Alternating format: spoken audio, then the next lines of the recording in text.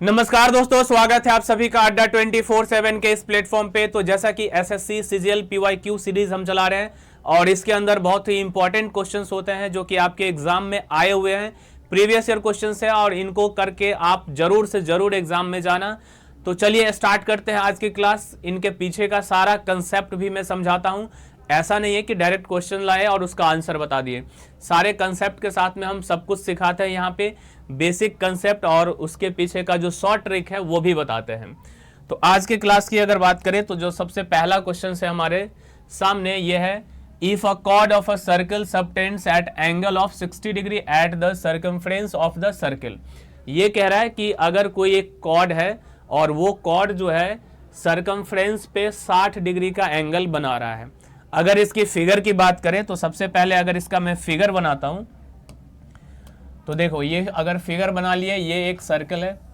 इस सर्कल में ये कह रहा है सबसे पहले इसमें एक कॉर्ड अब हमें खींचना है। ये कॉर्ड हो गया,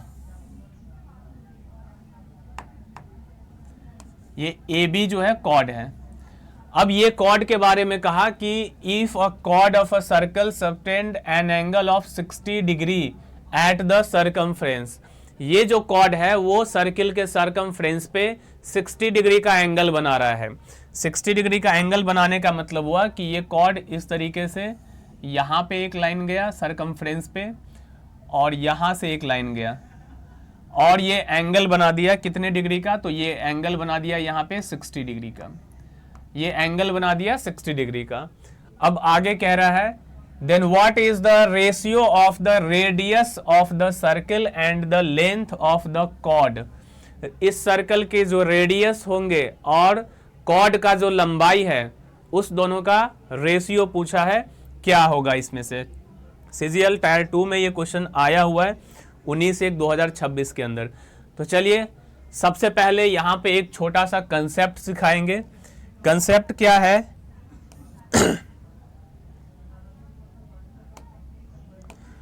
सबसे पहले एक छोटा सा कंसेप्ट यहां पे सीखते हैं, फिर इस क्वेश्चंस को बहुत ही आसानी से कर लेंगे। जैसे सपोज हमारे पास एक कोई ट्रायंगल है, ये हमारे पास एक ट्रायंगल है और ये जो ट्रायंगल है ABC, ये एक आइसोसेलेस ट्रायंगल है, यानी ऐसा ट्रायंगल जिसका दो साइड इक्वल हो। तो सपोज इसके दो साइड जो है ये दोनों इक्वल है, ठीक है। AB और AB दो साइड इसके इक्वल है। अब आइसोसेलेस ट्रायंगल की एक प्रॉपर्टीज होती है कि आइसोसेलेस ट्रायंगल में अगर A वर्टेक्स से हम यहाँ परपेंडिकुलर लाइन अगर ड्रॉ करें, A वर्टेक्स से अगर यहाँ परपेंडिकुलर लाइन ड्रॉ करते हैं तो ये इस साइड को, BC साइड को दो इक्वल पार्ट में डिवाइड कर देता है। यानी अगर यहाँ पे AM जो है परपेंडिकुलर है तो ये BM और MC ये दोनों इक्वल हो जाता है। ये आइसोसेलेस ट्रायंगल का प्रॉपर्टीज है कि जब भी हम इसके अपोजिट वर्टेक्स से यहाँ एक परपेंडिकुलर लाइन खींचते हैं तो ये इसको दो इक्वल पार्ट में डिवाइड कर देता है। एक चीज और होता है यहाँ पे, ये जो एंगल है यहाँ पे, ये एंगल भी दो इक्वल पार्ट में डिवाइड हो जाता है। ये एंगल बराबर हो जाता है इस एंगल के। इतना समझ में आ गया होगा। सिंपल सा ये हम प्रॉपर्टी को ही बता रहे हैं कि आइसोसेलेस ट्रायंगल का ये प्रॉपर्टीज है कि किसी भी आइसोसेलेस ट्रायंगल में अगर हम इस वर्टेक्स से परपेंडिकुलर लाइन खींचते हैं तो ये इस बेस को दो इक्वल पार्ट में डिवाइड करता है, साथ ही इस एंगल को भी इक्वल पार्ट में डिवाइड कर देता है। इसके पीछे का कारण क्या है, तो जब आप कॉन्ग्रुएंसी ऑफ ट्रायंगल पढ़ेंगे तो वहां पे समझेंगे कि जब भी हम परपेंडिकुलर लाइन ड्रॉ करते हैं तो ये जो दो ट्रायंगल बना, ये दोनों ट्रायंगल आपस में कॉन्ग्रुएंट हो जाता है।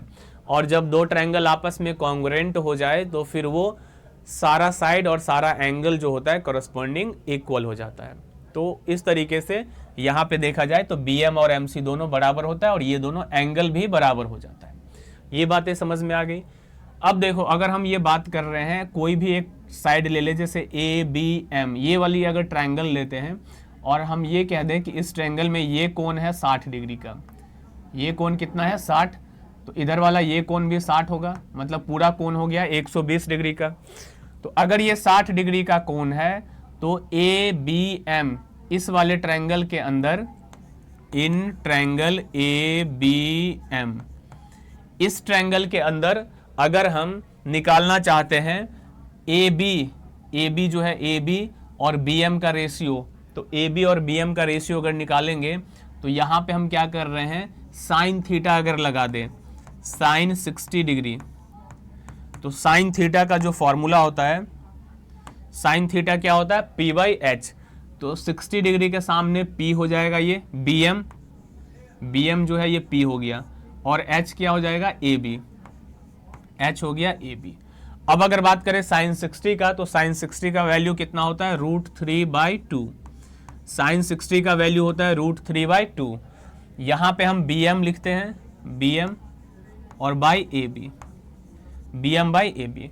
अब देखो 2 को अगर इधर भेज दे तो बी एम में 2 से मल्टीप्लाई हो जाएगा, यानी कि इधर हो गया √3, और बी एम में 2 से जब मल्टीप्लाई होगा तो 2 इंटू बी एम और बाई ए बी। अब 2 इंटू बी एम को हम क्या लिख सकते हैं, 2 इंटू बी एम, यानी बी एम का जो डबल होगा वो पूरा बी सी बन जाएगा या नहीं बनेगा, ये बताओ, क्योंकि बी एम और एम सी दोनों ही इक्वल है, तो बी एम का डबल बी सी हो जाएगा। जैसे मान के चलो अगर ये 7 है तो ये भी 7 होगा, क्योंकि दोनों ही इक्वल है। तो अगर हम इस 7 का डबल कर दे तो कितना होगा, 14, और वो बी से लेके सी तक का लंबाई आ जाएगा। तो ठीक ऐसे ही अगर हम बात करें यहाँ पे, अगर हम बात करें यहाँ पे 2 से अगर बी एम को मल्टीप्लाई कर देंगे तो क्या बन जाएगा, पूरा बी सी बन जाएगा, यानी √3 equal to B C by A B. अब √3 के नीचे कुछ नहीं है तो 1 लिख सकते हैं।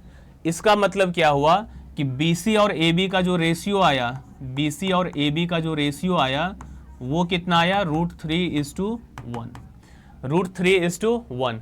मतलब हम ये समझाना चाह रहे हैं कि किसी भी आइसोसेलेस ट्रायंगल में, ये कौन सा ट्रायंगल था, आइसोसेलेस ट्रायंगल, किसी भी आइसोसेलेस ट्रायंगल में अगर हम बात करें, किसी भी आइसोसेलेस ट्रायंगल में अगर ये दोनों साइड इक्वल है तो इन दोनों का रेशियो तो 1:1 ही आएगा। इन दोनों का रेशियो क्या आएगा, 1:1, और इसका रेशियो क्या आता है, √3।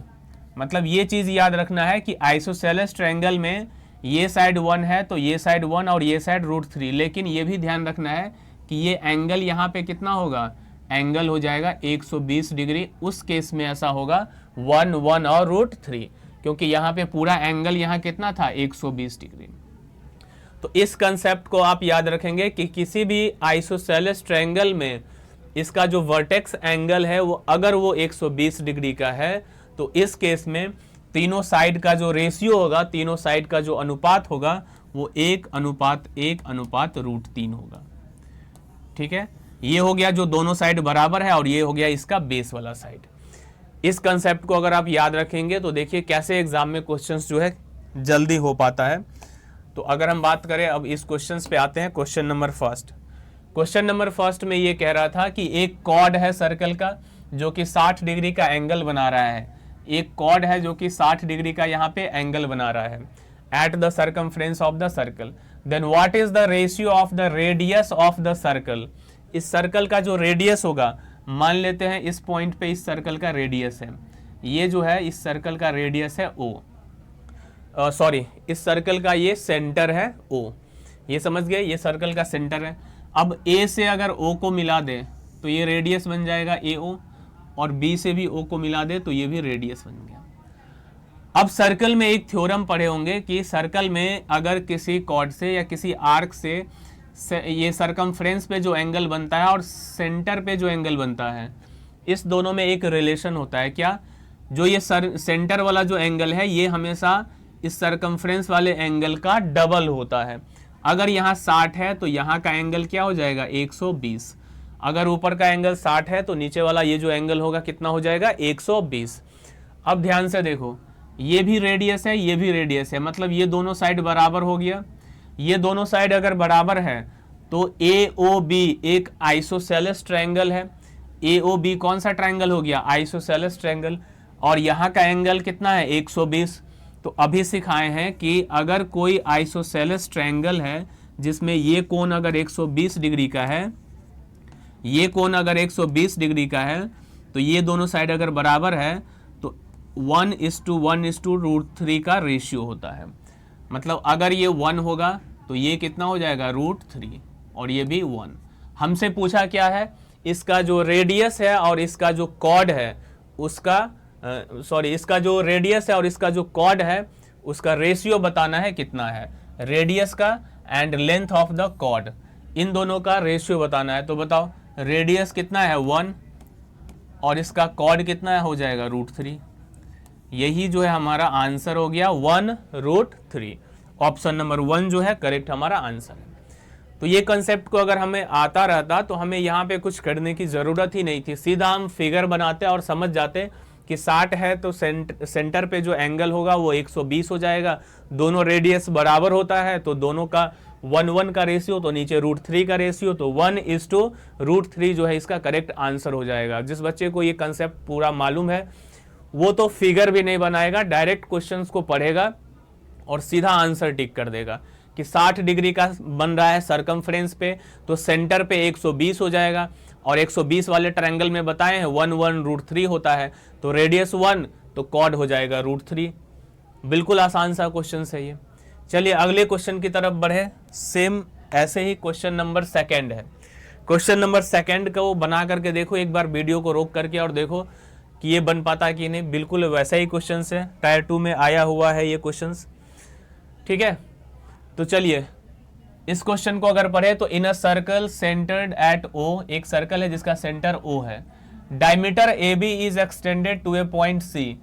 AB डायमीटर है जिसको आगे पॉइंट C तक बढ़ाया गया है, आउटसाइड द सर्कल, सर्कल के बाहर पॉइंट C तक बढ़ाया गया है डायमीटर को। CD is a tangent. सबसे पहले एक एक करके पहले फिगर बना के समझाता हूं। जैसे सबसे पहले कहा कि एक सर्कल है तो ये एक सर्कल बनाए। अब इस सर्कल में ये कह रहा है कि O जो है इसका सेंटर है, तो ये इसका सेंटर हो गया O इसका सेंटर हो गया। ये डायमीटर AB एक डायमीटर लेना है, तो ये एक डायमीटर है AB और इस डायमीटर को आगे बढ़ाया गया है, ये बढ़ा दिए आगे। आगे कहां तक बढ़ाया गया है, पॉइंट C तक, outside the circle point C। यानी कि ये जो है A था और ये B था और ये हो गया पॉइंट C, ठीक है। एक सर्कल लिए, सर्कल में ये हमारा सेंटर है O, AB एक डायमीटर है जिसको आगे पॉइंट C तक बढ़ाया गया है। इतना समझ में आ गया। अब आगे कह रहा है CD is a tangent at point D on the circle. CD एक टेंजेंट है जो कि पॉइंट D पे बन रहा है सर्कल पे, तो C यहां है, D कहीं मान लेते हैं, यहां पे कोई पॉइंट होगा और एक टेंजेंट बना देंगे। C से एक टेंजेंट खींच देंगे इस पे,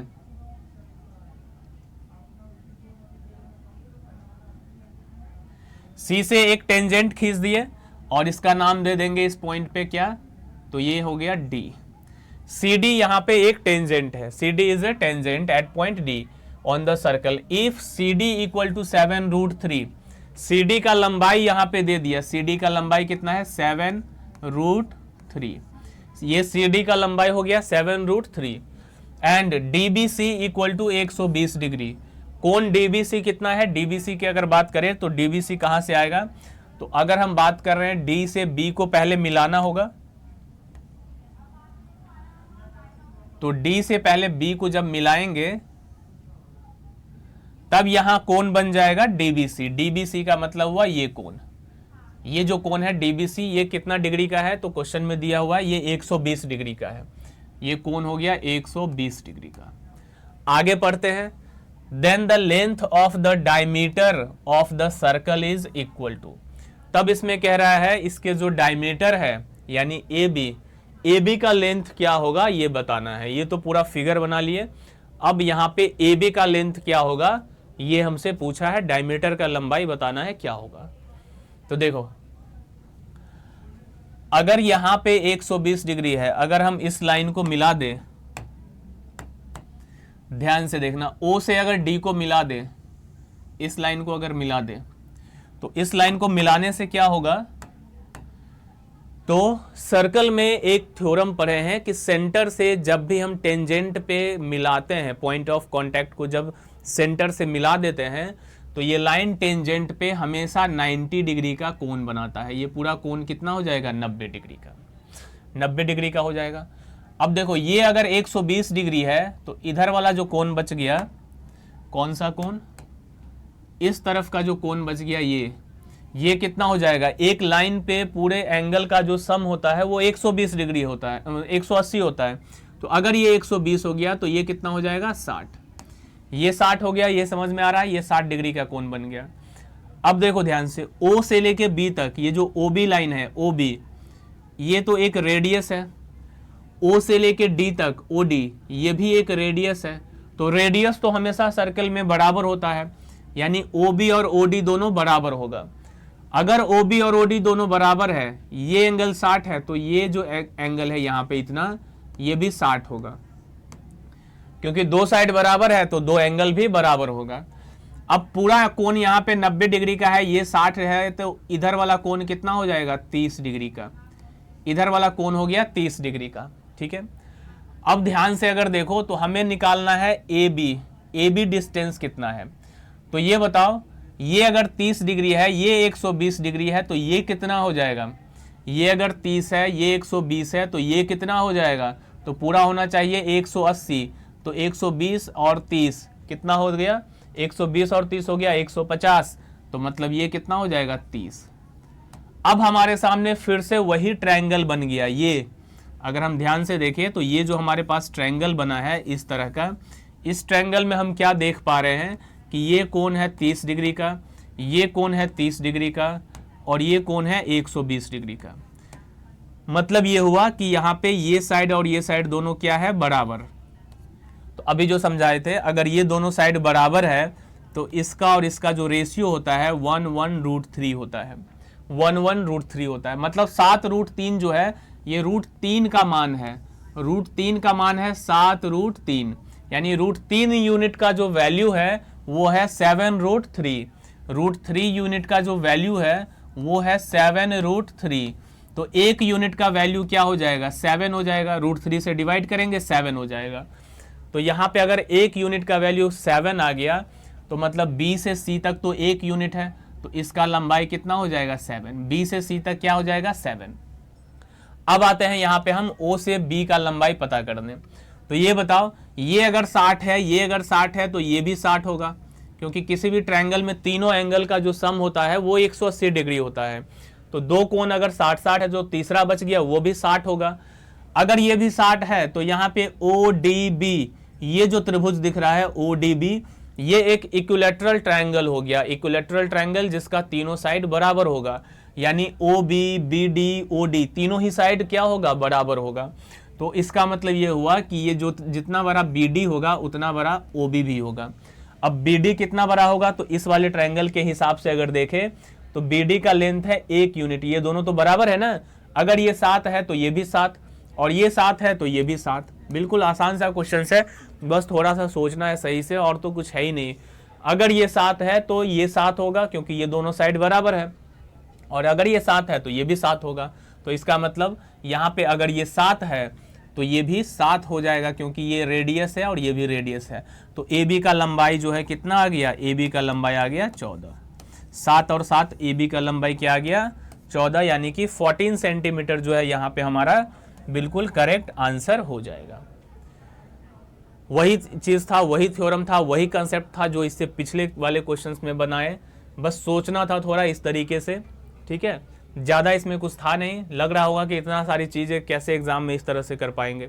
तो सारा कंसेप्ट अगर सब कुछ समझ में आ रहा है अच्छे से, तो एग्जामिनेशन के समय आप जरूर इसे फास्ट कर पाएंगे, इतना टाइम नहीं लगाएंगे। जैसे कि तुरंत सोच लेंगे यहाँ पे कि 120 है तो ये 60 हो जाएगा, क्योंकि पूरा होना चाहिए 180, तो 120 है तो 60 हो जाएगा। ये बराबर है तो 60 हो जाएगा, बच गया तो 60 होगा, तीनों साइड बराबर हो जाएगा। इधर 30 डिग्री हो जाएगा, क्योंकि पूरा 90 होता है।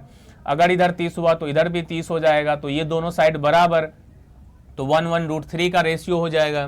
तो √3 का मान इतना, तो एक यूनिट का वैल्यू 7, तो ये भी 7, तो ये भी 7, तो ये भी 7, मतलब पूरा AB का लंबाई हो जाएगा 14। AB का लंबाई हो गया 14 पूरा। ऐसे में A से C का भी लंबाई पूछ देता है कभी कभी, तो A से C का लंबाई पूछता तो 21 सेंटीमीटर हो जाता। चलिए अगले क्वेश्चन की तरफ बढ़ते हैं। Question number 3। क्वेश्चन नंबर 3 को बनाइए और बताइए इसका आंसर क्या होगा। क्वेश्चन नंबर 3 की अगर बात करें तो triangle ABC is inscribed in a circle with centre O।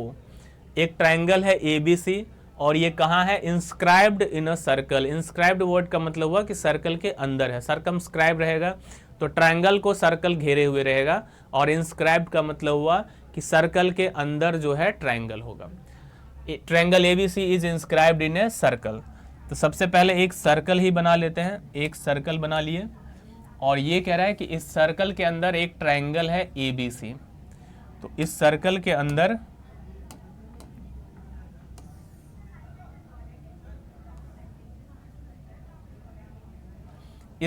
अंदर ये ट्रायंगल बना दिए, इसका नाम दे दिए ABC।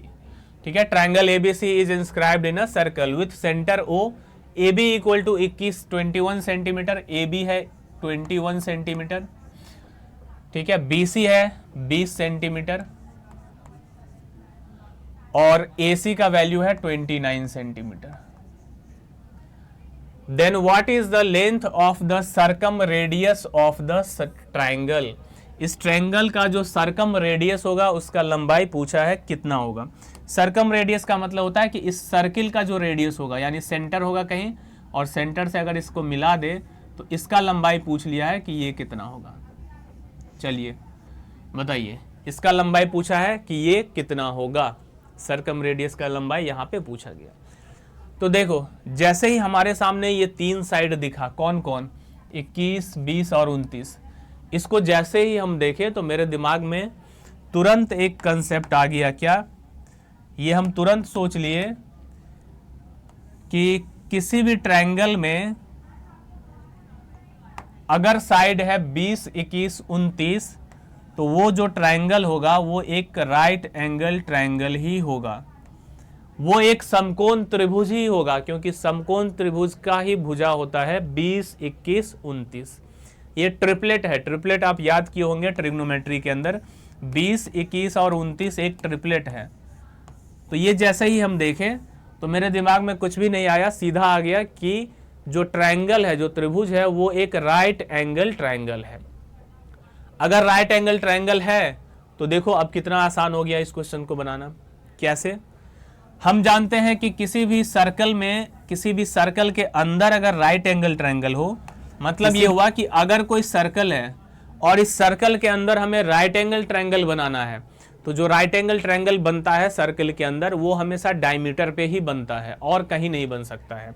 मतलब ये हुआ कि इसका डायमीटर एक ले लो और इसी पे राइट एंगल ट्रायंगल तुम्हें बनाना है इस तरीके से। यहाँ पे हमेशा 90 डिग्री बनेगा। जो डायमीटर होगा वो उस ट्रायंगल का हाइपोटेनियस हो जाता है, जो डायमीटर होगा वो इस ट्रायंगल का हाइपोटेनियस होता है। हमेशा ऐसा ही होता है, चाहे डायमीटर को कैसे भी रखो, ऐसे रखो या ऐसे रखो, कैसे भी रख सकते हैं, यहाँ पे 90 बन जाएगा। लेकिन वो जो डायमीटर है वो हमेशा उस राइट एंगल ट्रायंगल का हाइपोटेनियस होगा। तो इस क्वेश्चन में कुछ करना ही नहीं था, हम ये समझ गए कि ये जो डायमीटर है इस तरह से फिगर नहीं बनेगा यहाँ पे। जैसे ही हमें दिखा कि एक राइट एंगल ट्रायंगल है तो राइट एंगल ट्रायंगल के केस में जो हम फिगर बनाएंगे वो कुछ इस तरह से बनाएंगे।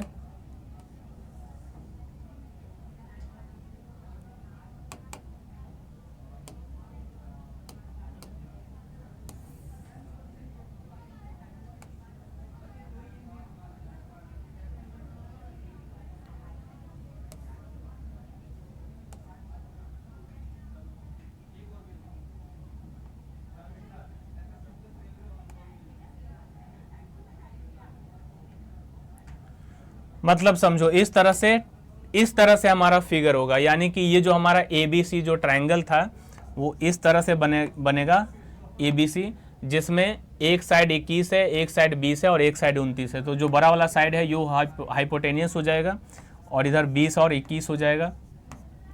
तो ये जो डायमीटर है इसी पे कहीं सेंटर होगा। अब बताओ इसका रेडियस निकालना कितना आसान है। अगर ये बात समझ गए होते, डायरेक्टली अगर ये बात समझ गए होते तो यहाँ पे फिगर भी बनाने का ज़रूरत नहीं था, सीधा समझ जाना था कि यहाँ पे अगर ये राइट एंगल ट्रायंगल है तो जो भी इसका हाइपोटेनियस होगा वही उस सर्किल का डायमीटर हो जाएगा।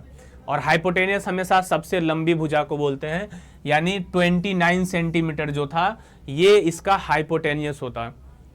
तो डायमीटर भी 29 हो जाता, और डायमीटर का आधा होता है रेडियस, तो सीधा 29 का हाफ करते तो 14.5 जो है 29 का आधा आंसर हो गया।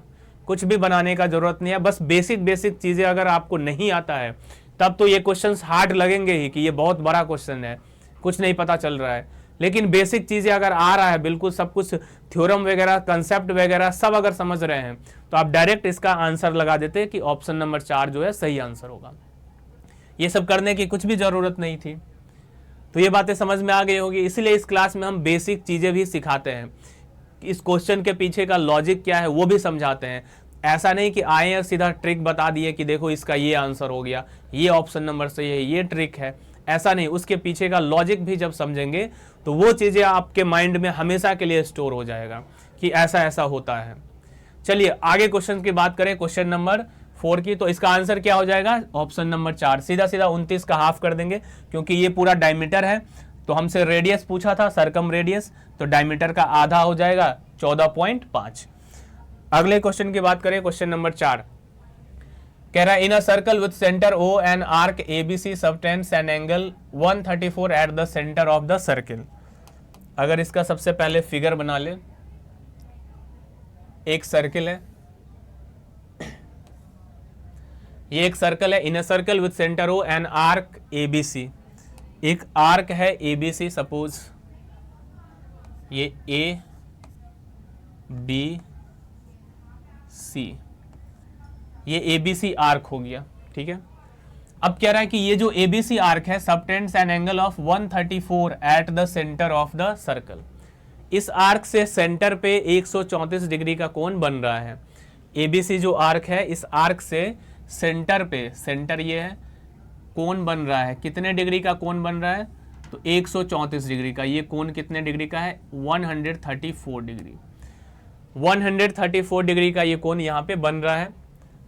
The chord A B is produce to a point P, जो कॉर्ड ए बी है उसको आगे पॉइंट पी तक बढ़ाया गया है। अगर ए बी कॉर्ड की बात करें तो यहां से एक कॉर्ड खींच लेते हैं,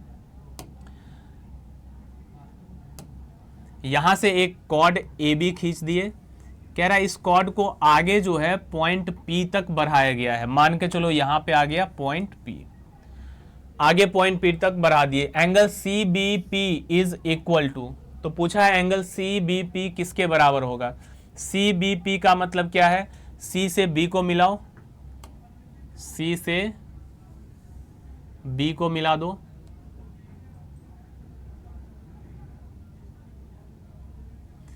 सी से बी को मिला दो, तो यहां पे एंगल बन जाएगा सी बी पी, यानी ये वाला जो कोण है, इस कोण का मान पूछा है कितना होगा। बिल्कुल आसान सा क्वेश्चन है, अगर सर्कल के सारे कंसेप्ट पता है तो इस क्वेश्चन में कुछ भी नहीं है। सी बी पी का कोण बताना है, यहाँ पे कितने डिग्री का ये कोण होगा। तो देखो बिल्कुल सिंपल सा लॉजिक है, ये कोण अगर 134 डिग्री का है, 134 डिग्री का ये एंगल है, तो इधर वाला ये एंगल कितना हो जाएगा। तो हम जानते हैं किसी भी सर्कल में सेंटर पे यानी कोई भी पॉइंट के अराउंड टोटल एक 360 डिग्री का कोण होता है। तो 360 में से अगर हम 134 को माइनस कर दे तो 10 में से 4 घटाएंगे तो 6 आ गया, 5 में से 3 घटाएंगे 2 आ गया, और यहाँ पे हो गया 3 में से 1 घटाएंगे 2, यानी ये जो कोण आया हमारा वो आया 226 डिग्री। अब सर्कल का जो थ्योरम अभी बताए थे वही है, इस एसी आर्क से सेंटर पे ये एंगल बन रहा है 226, तो इस एसी आर्क से ही बाकी का जो रिमेनिंग पार्ट है वहां पे ये एंगल बन रहा है, और इस एंगल का ये हाफ हो जाएगा। अभी जो एक थ्योरम हम बताए थे वही चीज है कि किसी भी सर्कल में कोई भी आर्क से सेंटर पे जो एंगल बनता है और सर्किल पे जो एंगल बनता है, इन दोनों में एक रिलेशन होता है। रिलेशन ये होता है कि सेंटर वाला एंगल इसका हमेशा हाफ होता है, मतलब डबल होता है, और ये वाला एंगल हाफ होता है।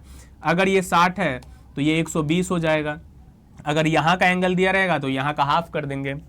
तो लेकिन इसी थ्योरम को अगर इस तरह से देखें कि यहाँ पे हम ऐसे बना दिए, ये कोण कह दिए कि हमारे पास दिया हुआ है 220 डिग्री का। तो अब देखो अब की बार जो हम आर्क लेंगे वो ये वाली आर्क लेंगे, ये आर्क लेंगे, इस आर्क से सेंटर पे ये रिफ्लेक्स एंगल, ये एंगल बन रहा है 220, ऐसे सोचेंगे।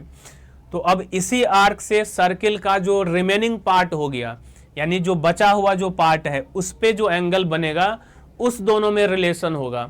यानी बाकी का पार्ट जो बच रहा है इस वाले पार्ट पे हम अगर कोण बना दे ऐसे, तो इस वाले एंगल में और इस वाले एंगल में रिलेशन देखा जाएगा कि सेंटर वाला एंगल डबल होगा और यहां वाला एंगल सेंटर वाले का हाफ हो जाएगा। अगर यहां 220 डिग्री है तो यहां 110 हो जाएगा। इसी थ्योरम का यहां पे अगर यूज करें तो ये पूरा कोण यहां 226 डिग्री है, तो ये वाला कोण कितना हो जाएगा, 226 का हाफ कर देंगे 113, ये कोण हो गया 113।